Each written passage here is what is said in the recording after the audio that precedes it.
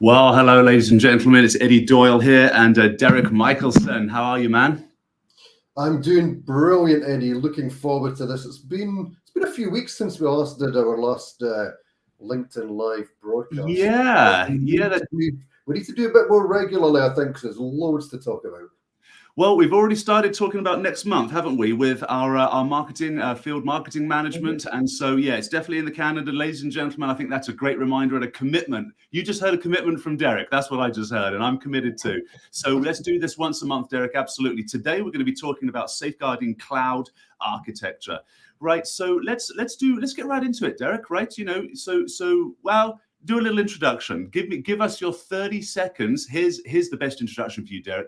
You were invited to the United Nations to talk about Shift Left. Just tell us what that's about, and the audience will know exactly who you are, sir. There you go. Absolutely, that was Shift Left, particularly to do with healthcare, which is a big part of my background, Eddie, having come from the NHS Scotland as a CIO prior to joining Checkpoint as a Field CISO. Shift Left very much is all around, it's moving security, so security becomes embedded into how we develop, how we design, how we architect. Not an afterthought. It's making sure that everything you do, particularly in the cloud, is secure at the source, rather than trying to actually embed or add security onto it. So that was very much what the United Nations talk was about, but in particular, it was about making sure that our most valuable assets, healthcare data, is protected. So, you know, this to me is the holy grail of cybersecurity, because if we can have, you know, the DevSec folks, people coding, people building, people creating business solutions for customers in healthcare, patients in healthcare, I should say, and have security chase them at the same time, automagically, is what I like to say. That's kind of what we're trying to do, right, with Shift Left, and with this Spectral acquisition that we made that has now been, I think, fully integrated into our product set. I haven't actually had an update. I need to do that, but I think it has. If you've had an update, I see you nodding there. Tell us about that integration, and then we'll set the stage for how we'll move forward with the rest of our conversation today. I think it's worth saying that Checkpoint are fantastic at integrating new products and innovation into what they're doing. So Spectral is now integrated. You know, you can manage it through our portal that we've got, and in order to actually manage things and run it that way. So that's exactly what we're wanting to do. We don't have, although we've got products that are all standalone, you know, and we've given them brand names, etc. They're all actually joined up, and you can actually now buy them all as a full enterprise SKU, whereby you could actually switch things off and switch things on, etc. But Spectral is a product. Spectral is the one that actually lets you do that DevSecOps piece, manages the pipeline, scans for vulnerabilities, scans for open source libraries, scans for secrets that could be embedded in the code.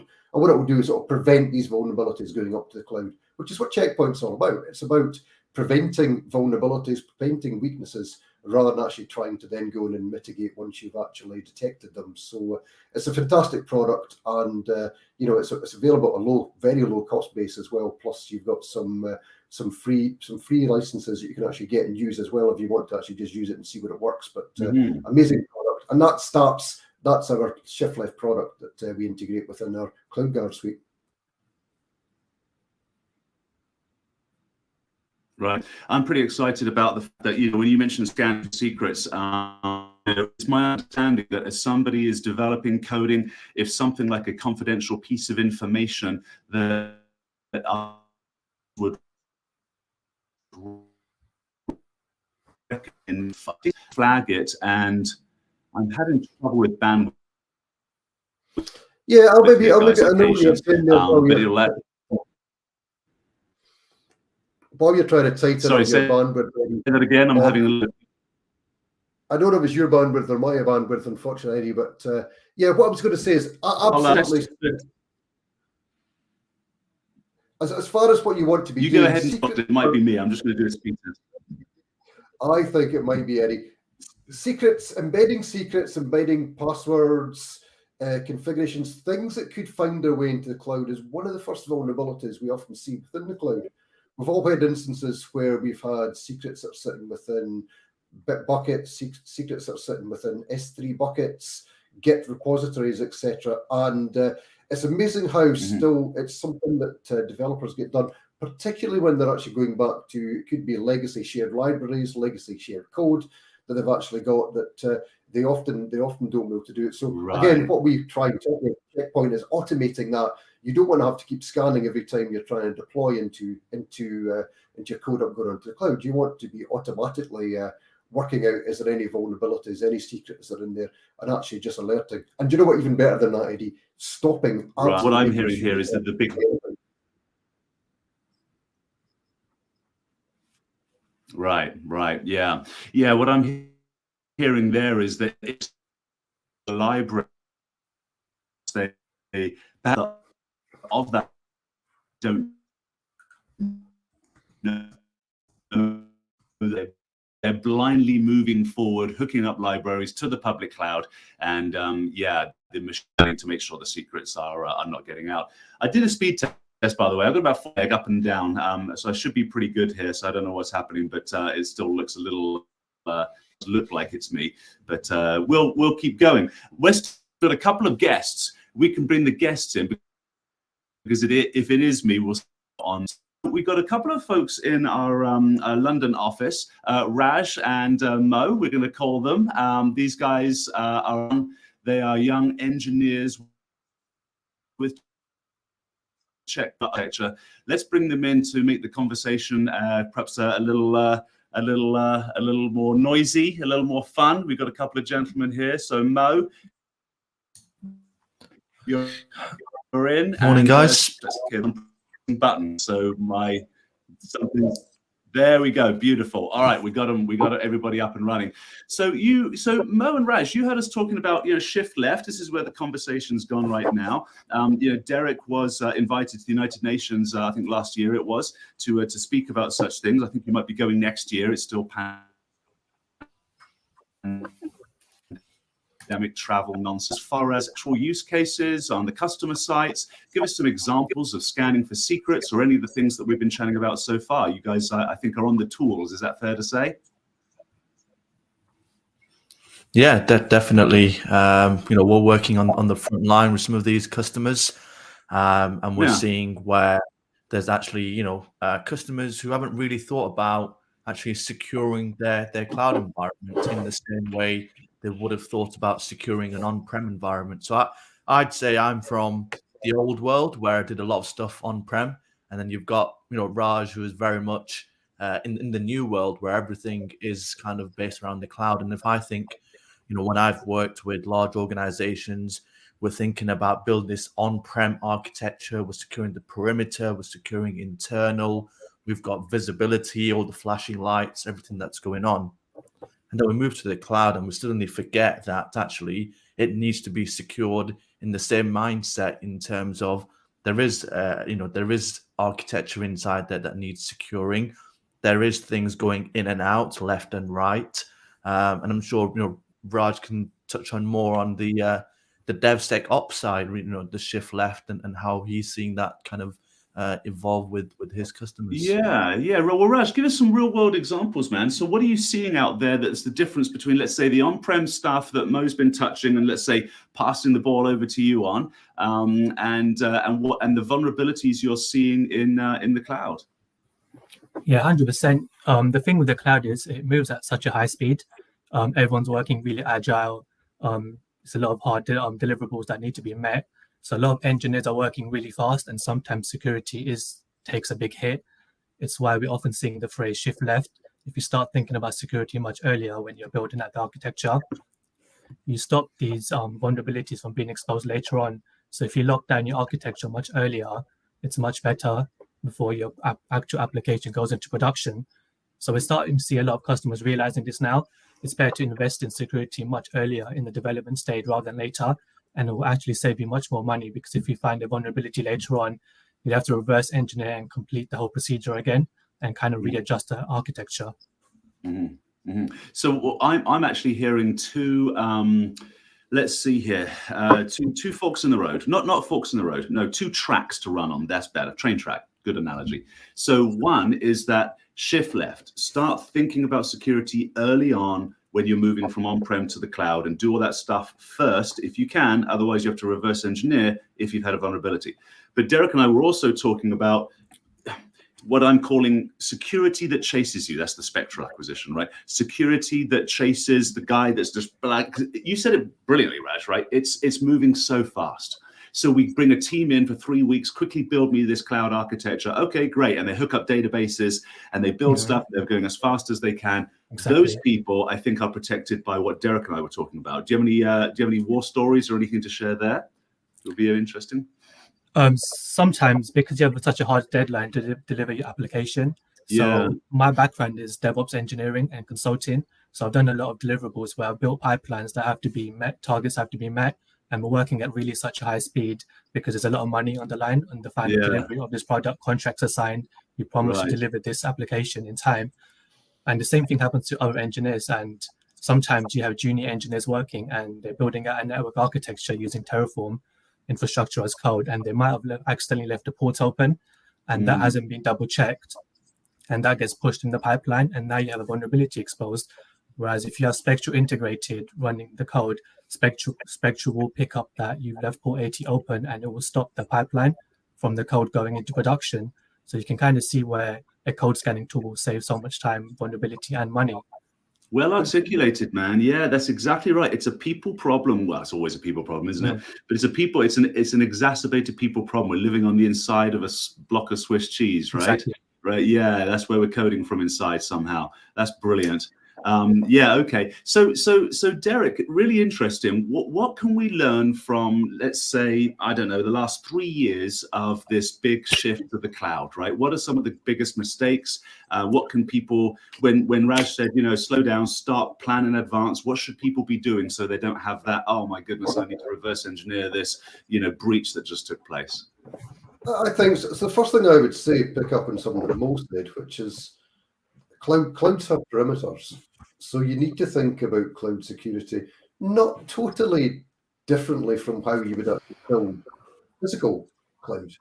So, it's still got an edge, it's still got a perimeter, and you still need to protect that. The most important thing for me when working in the cloud, however, is to, first of all, I think, step back and design a secure cloud based on zero trust principles. That's absolutely the most essential thing when you're looking to do anything within the cloud. So understand what your workloads are, which workloads are absolutely critical. Make sure these workloads are segmented, VNetted or VLANed off, depending on what flavor of the cloud you're actually doing. So what you're trying to do is you're trying to make sure that you're minimizing the risk to any of the workloads. If something does get exposed, then it's only that individual workload that does. So it's absolutely putting these zero trust principles in. Raj talked about the complexity and the speed of the cloud. Everybody's wanted to be working within Kubernetes, Docker. It's everything nowadays is API driven, but we're starting to see a lot of risk and threat around that exact space. Management of APIs, monitoring of APIs, visibility. Where are the APIs logged? Are they now part of your CMDB, going back to standard ITIL principles, Eddie, that you and I know from the olden days? Do you understand how these APIs have been shared, consumed, who's accessing them, what else they're connecting into? Are we scanning the Kubernetes and the Docker, the serverless container type environments? Are we linking into any SaaS? This is what's fascinating about the cloud. The cloud is just this ecosystem that just keeps bigger and bigger and bigger. It keeps getting bigger all the time. That attack surface is bigger. It's much more complex. However, you then need to start to actually manage the security in a different way. So misconfigurations become more prevalent, the more complex it is. 83% of organizations we work with are multi-cloud. So they're not just sitting within AWS or Google, they're AWS, Google, they're Azure as well. And how do you then start managing your pipeline deployment for workloads that are going across multi-cloud? It becomes much more complex. And then do you scale up teams? Do you build an Azure team? Do you build an AWS team, a Google team? Or do you try and find standards that can sit across that and make the management much easier? Or do you try and deliver things the way Checkpoint wants, which is to say, let's try and manage one way of managing your entire hybrid cloud. So your on-prem, your gateways, your branch offices, push that into the cloud as well. So you can manage it centrally from single profiles, single console, single teams. Still having the DevOps innovation, but no longer having the depths sitting, as far as I'm concerned, sitting outside of that security context where you get the what Raj said is, it's so easy nowadays to poke holes in firewalls, open up ports, and not realise they're there. That, for me, is why you need to start to bring this all around back into zero trust principles and manage everything as if it's one big cloud, not several clouds. Maybe bring Mo into that. Mo, as a concept of, rather than talking about hybrid cloud or multi-cloud, security management as one cloud. How important do you think that is? That's brilliant. That's the tagline for this entire live stream, I think. Yeah, exactly. But yeah, cloud security management is what did you say? One cloud or one environment? Yeah, looking at it as one cloud. It's that's right. Because I try and speak a lot about trying to reduce the complexity, simplify how we're managing it. The complexity is where you tend to get vulnerability issues. It's where you get the misconfigurations. But we need to find a way of making this much more simple than it is. I know we get breaches pretty much all the time. I know maybe bring Mo in and talk about there was one recently, just this week or last week, military emails that were exposed, as well, sitting that misconfigurations sitting within public clouds, and we get things regularly that are sitting within buckets, etc., things that are getting exposed. And for me, I think it's because of the complexity of the engineering, which is why you're actually seeing that. I think, part of it being diverse teams as well. So, with traditional environments, you may have had a focused team that used to do your infrastructure. Now you might have a global diverse team, and we've seen many people offshore people to do their cloud infrastructure builds, build some of their applications at maybe at a cheaper cost somewhere else outside of their norm organization, and therefore there isn't a business process that kind of defines how to actually operate in the cloud. And so if you haven't got a business process that tells you from end to end, from the business saying we need a specific application, we want to roll out a specific customer service, how can we really define exactly how, where people kind of fit into that process? Where do we adopt services? Do we take a step back and actually see if that service makes sense, if the application or code that we're building actually makes sense? And I think that's where we're really seeing failure, is just there's no real business process. It's more of we need something and we need it now. Consequences will come later on. As soon as we can push the service to our customers or to our clients, that's kind of a win for the business, until something goes wrong, like something being exposed out onto the internet and ultimately a breach for an organization. And the one last week was around US military servers, an email server that was actually in Microsoft Azure was actually breached. We see this day and day on a daily basis, where we're seeing more and more data breaches, and a lot of them coming from misconfiguration, something left open, something not accessed. Even the cloud provider themselves, we talk about the big three players. Microsoft, I think it was October last year, when actually we found an exposed server in Azure with databases and information of their customers. So not only are we seeing organizations struggling to secure themselves, the cloud provider themselves are absolutely struggling to control this in their environment as well. Mo, I think that probably pivots the conversation, I would think, quite nicely into something around what I would say compliance within the cloud. When I was designing cloud environments back in NHS before joining Checkpoint a year ago, obviously it was health data, so we were concerned around critical national infrastructure, so it was NIS or NIS2, as we're talking around now, GDPR, etc. And some of these examples you've given, I think if they'd had very, very strong compliance and automation and remediation built into that, then it should have been fairly easy to have seen that they actually had vulnerabilities or holes. I.e. they were leaking data. I know we've talked about, is your cloud leaking is the title of this. That's a perfect example of, you would have thought there'd be some compliance alerting dashboards going off. Exactly. We're leaking email data out the cloud. I just don't think the investment is the same. You know, when you think back to your time, Deryck, when we were talk about on-prem stuff, when I've worked with NHS and some of the other organizations, there was a lot of investment into monitoring the services that we've got. We've got, you know, NOCs, SOCs monitoring what's going on in our data centers, in our on-prem environments, our networks, our storage, all of that, you know, alerts going off all the time. We're putting investment in around all of this.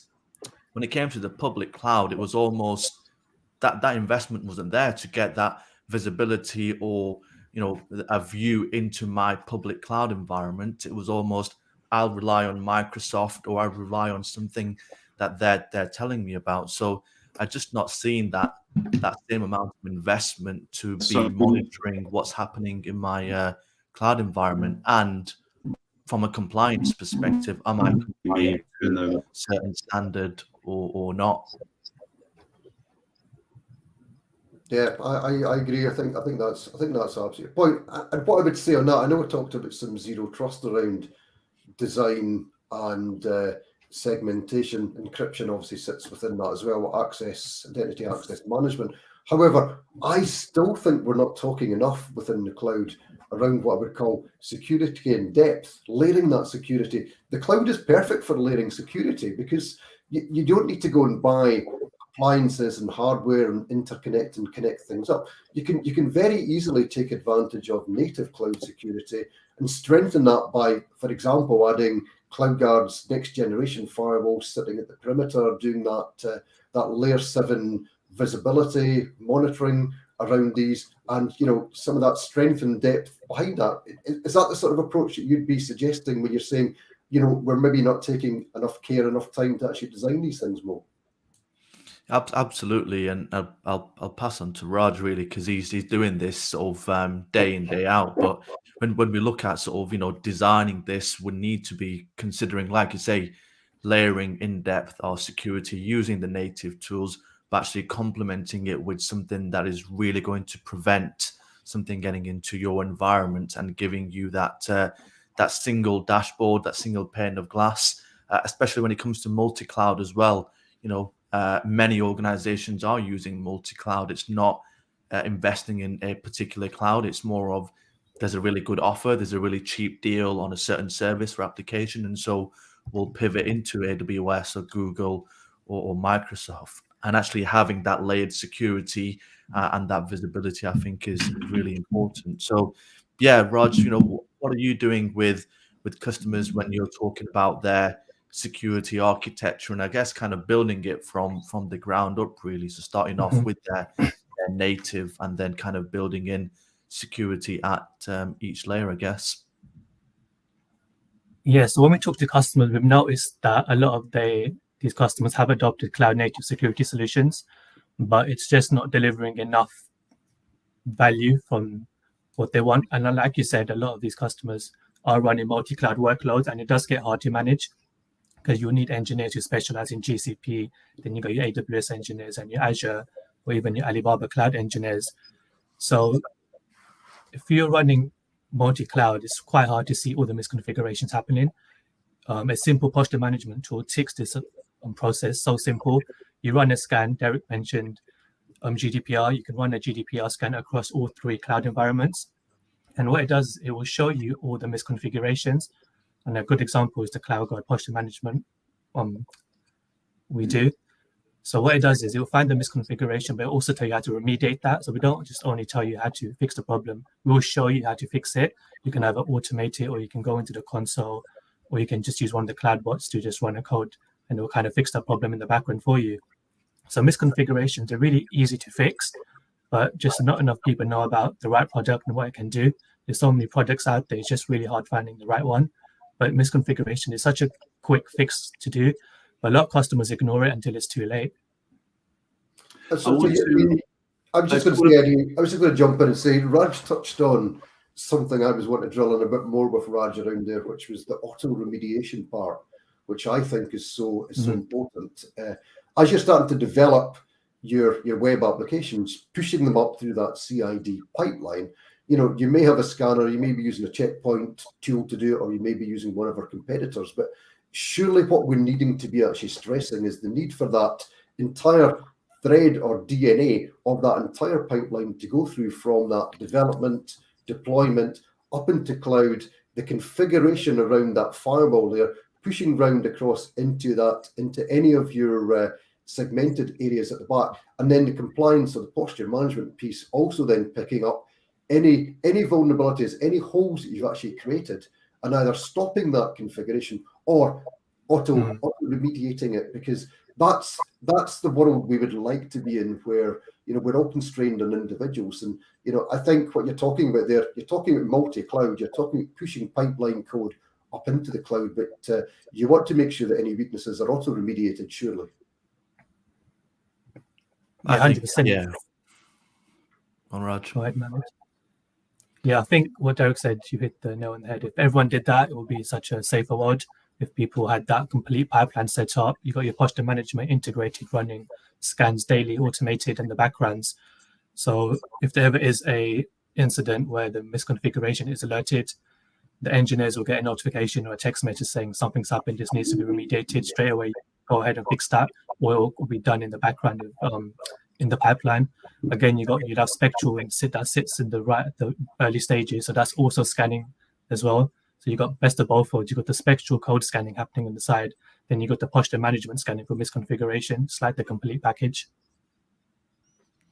I think we're not seeing that adoption rate with that auto remediation, because organizations they're just afraid of something making a change automatically. That they're more used to, I'll ring somebody up and I'll get them to check, and we'll do something when we get round to it, versus something immediately kind of coming in and just making that change automatically. When I've spoken to customers and people about this, auto remediation is just not something that they want to be applying.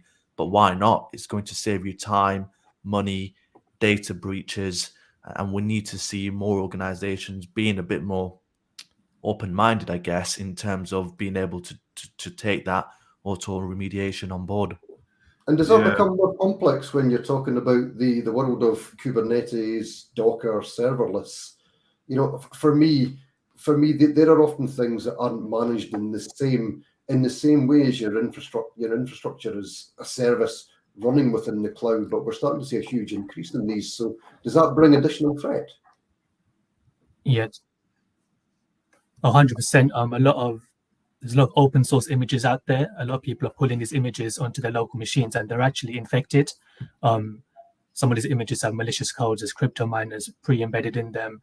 And if you don't have the right tools to flag these up, then you're in big problem, because some of the malicious code is quite dangerous. We're talking like level 10 CVE, high severity type of stuff. Right. I want to just pull in one of the crowd members. We've got about a couple of dozen people listening. Definitely ask questions. These are forums for you to jump in. We've got some experts on this call here today, and I want this to be a community conversation. Harry Potter, I'm not sure if this is actually Harry Potter, but this gentleman, yeah, exactly. Just a quick reminder that cloud environment is somebody else's computer. So why would you treat somebody else's computer less secure than you would your own? And Harry Potter quite clearly is real. I've watched all the films, etc., Eddie. So yeah, exactly. And I've got Jerome Alexander here saying, can automation introduce problems just as much as solve problems? What do you guys think about that, for Jerome? Before we go into that, I'll give you my thoughts, which is, if it's done right, then it shouldn't. It may not be right to automate everything. So, for example, I think of some of the healthcare systems and services I was doing. I wouldn't necessarily want auto remediation to make changes. What I would at that point want is to remediate when it knows it's not going to be causing a clinical risk. Absolutely, because at that point, I would want an expert to get involved to actually understand what's happening. But it's down to, when I talked about understanding where your workloads are, what they are doing, what the impact is. Certainly, I think that helps with the automation. You want to automate where it is going to be absolutely fixing critical things, but it's not going to be causing a bigger problem than you've actually got with it. But again, I'll bring in the experts and Raj and Mo to see if they would agree with that. Yeah, what do you think, guys? Yeah, from an automation perspective, kind of what Raj was saying before is people are relying on open source data and code to automate things, and they're using, DevOps is a big community of people who are sharing information and different projects with each other, and that there is a risk. There is a risk that actually there is somebody with malicious intent within that group or circle or community or repository that you're downloading these automation tools and packages from. So there's a need to make sure that what you're doing it securely, and that comes into doing that security right at the start and bringing it in as opposed to using automation tools and packages and then realizing something else was broken kind of later on. Even things like pushing out updates, automating updates. Are you checking whether that package you're pulling for update is legitimate? Come back to something that happened obviously with like SolarWinds, classic example where a package just is an automatic update, but there was a big breach due to some reliance on that. But yeah, Raj, what are you seeing with kind of the automation tool sets that people are using within their environments?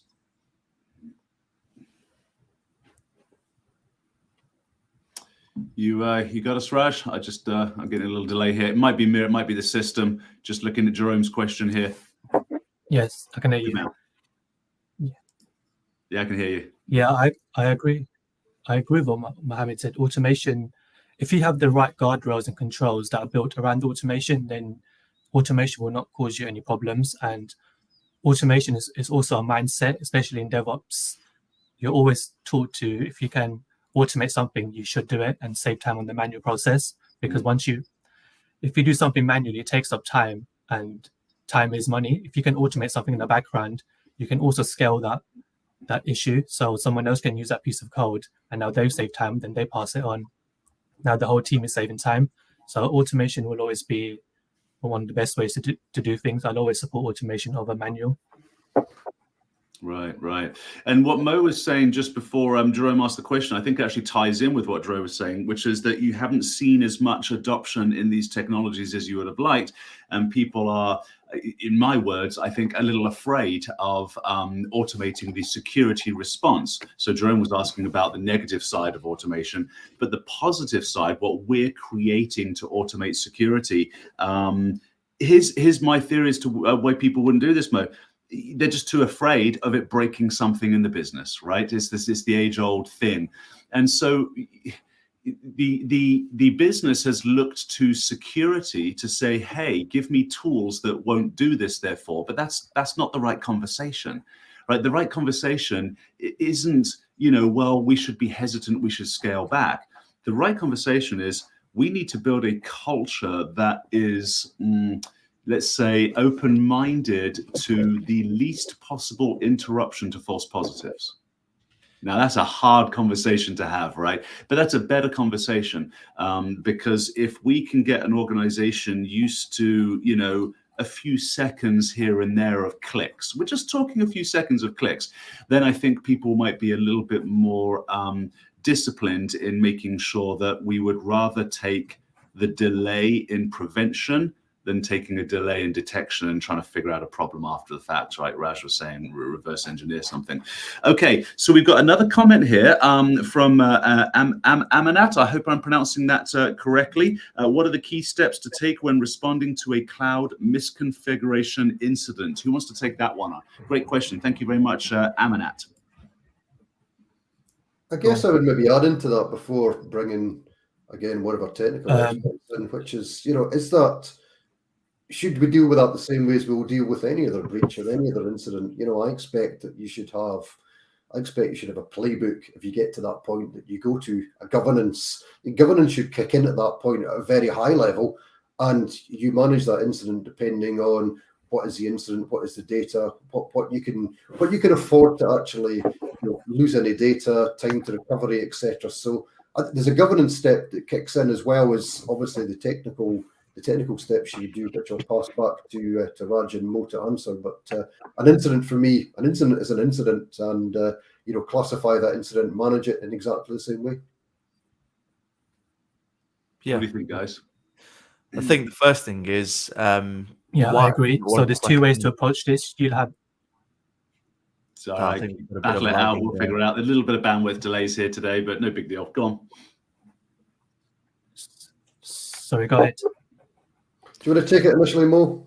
So I think one of the first things for me is when we're looking at this, why have you had a misconfiguration incident in the first place?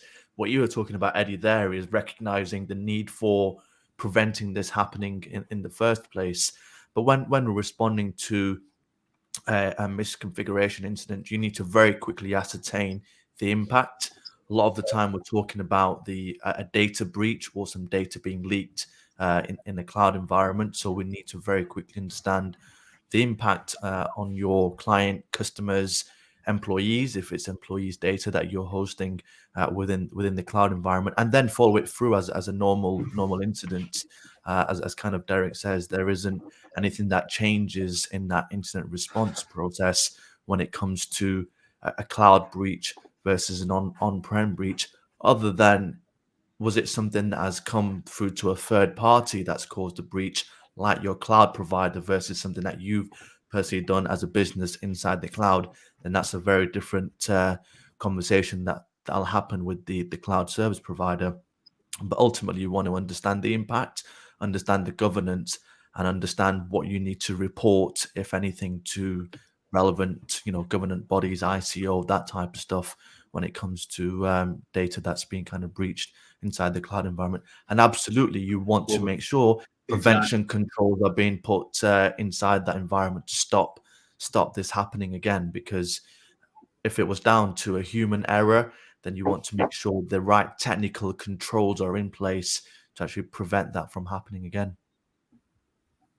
And I'm going to let Rajwan give a good, strong technical answer too. But you touched something there, Mo, I thought was interesting. Yeah, I think at Amanat, the first thing you do is you tell your general counsel.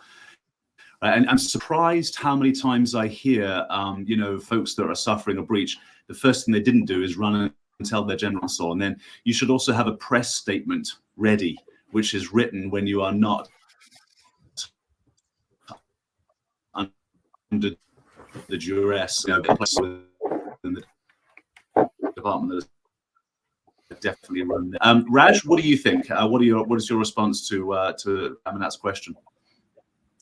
Yeah, I think Aman just asked a great question. So from a technical view, you want to assess the situation, like Mohammed says, what is the scale of the issue and how many people are affected. Once you work that out, you kind of allow the management to deal with that portion of the issue. And as the technical engineers, your job is to immediately fix or patch that issue to stop the leakage. You need to sort of plug the gap. So what you do is you want to go into the logs and sort of discover the timelines of how this incident occurred, where this vulnerability has been exposed and what's happening. And once you patch that, what you want to do is kind of going back to creating a playbook. If this does happen in the future, how did we fix the issue? What we thought the concerns was and what caused it? And this is what sort of educates the team and whoever comes after you. If you need to give up your role, pass it on to someone else, kind of educates them for the next engineer to come in. Because a lot of the times you get new engineers that come in and there's no playbooks and they're kind of just thrown in the deep end. So when an issue like this does happen, they don't know what the protocol is to deal with the situation. If this has happened in the past, at least you've got a playbook of how to patch the issue. Yeah, playbooks. That's really interesting. We got another question. I do want to talk about playbooks though, but we'll see if we can come back to it. Sorry, Raj, did you finish, man? Yep. I wasn't sure if there was a gap. Good man. Just a little delay. Okay, so Robert, who looks like he's dialing in from Italy today, comes up with another great question. So what, with the shared responsibility of the public cloud model, let's say, what are some real world drawbacks? Can I add into that before we get to Raj and Mo, that if you have a look at Checkpoint's State of Cloud Security report that was done for 2022, it's amazing that I think it was about 80% of respondents said that they were confused by what the shared responsibility model actually was and what it meant. So just to bring that into the conversation as well, is there confusion around actually what that actually means in the real world as well? Do people understand it? Do they understand where their responsibility starts and stops? So right. It's all buried in those T's and C's that we sign up for with AWS and Azure, et cetera, et cetera. This is where the conversation, I mentioned the general counsel, with the general counsel needs to come, that person, it's unfair to expect that they would be as technical as the department of the CISO, but this is where they need to come in and make sure those playbooks are pushed throughout the organization so everyone feels protected. Because that's another thing, right? You suffer a breach, and let's say you're the one that didn't toggle the button on the S3 container, right? You got to man up to that. That's tough. If you know that the general counsel's got your back, it's like, hey, right, just did this, me. But if you don't think someone's got your back, right there is a problem that adds to the problems. But anyway, gentlemen, what else? What else do you think about shared responsibility for Robert's question? I think just touching on what you've said there, Eddie, a lot of the things I talk to organizations about is, yes, a person can make a mistake. We talk about it with phishing, cloud, on-prem, where it's a human error. But why didn't the organization put something in place whereby the human can't make that error? And that's where, the technical controls really come in. So why did it get to a position where I was able to push that button that said, expose this server to the internet, when my technical control should have said, nope, you can't do that? And that's what organizations need to be kind of talking about a bit more, and actually doing some investment in that area. Coming back to the question around the shared responsibility model, me and Deryck have kind of discussed this quite a few times in the past, where there is just a lack of understanding in terms of who was responsible for what.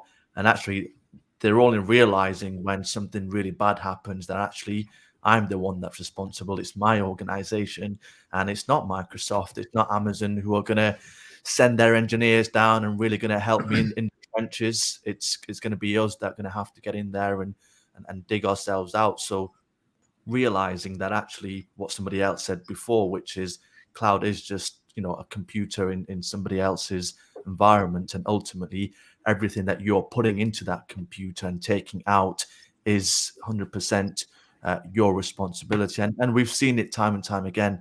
Every data breach that happens, you haven't got the public cloud provider helping you out, supporting you, giving you any money back.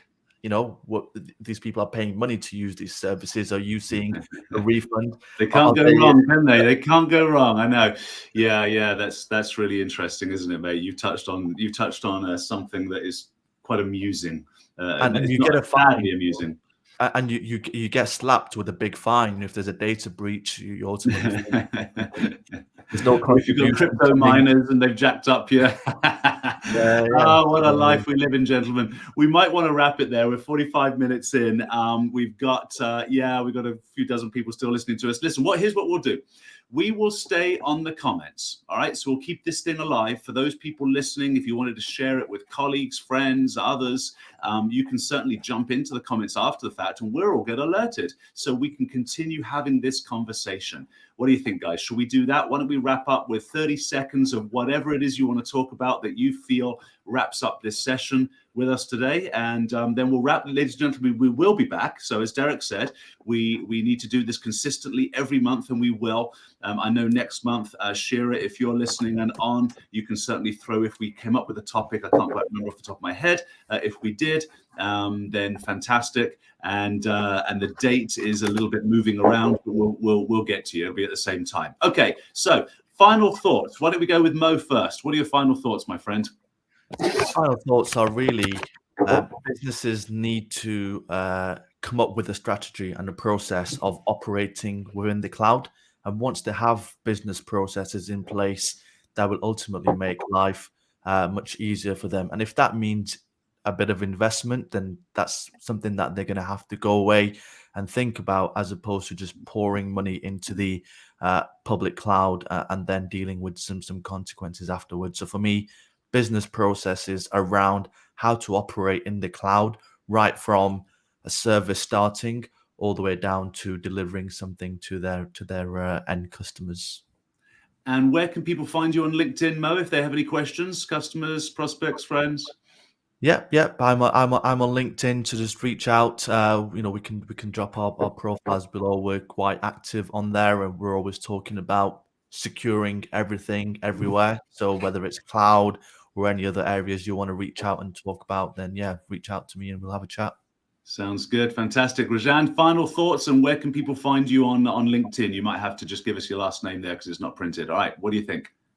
Yeah, you can find me on LinkedIn under Rajan Mahay. And for my last thoughts, I would just say, just start shifting.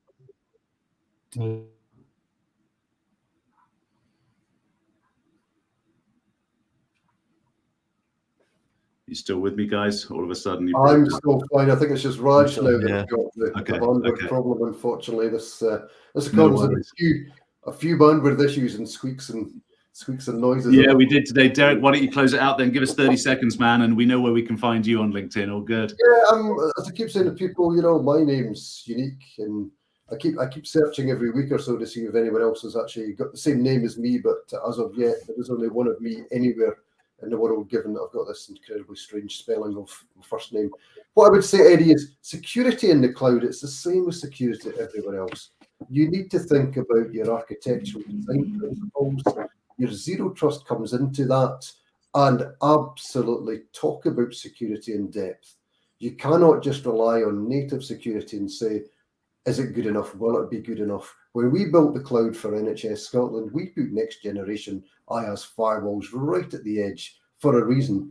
We did it because it was the most important sensitive data we were trying to protect, and we didn't get any breaches. That was exactly how we wanted to manage our cloud. And I suggest to everyone, if your data in the cloud is mission critical to you, build security in depth, automation into everything you do, and you'll be plain sailing. Brilliant. That's a great. Thank you so much. You three gentlemen stay there because I want to debrief with you afterwards. We're going to hop off there. Ladies and gentlemen, do reach out to us. I'm an easy one too. Edwin-Eddie Doyle, Manhattan on LinkedIn. I'm the only one that pops up. Happy to answer your questions. We're here to serve and keep everybody safe online. Good luck. Thank you so much for the attention today.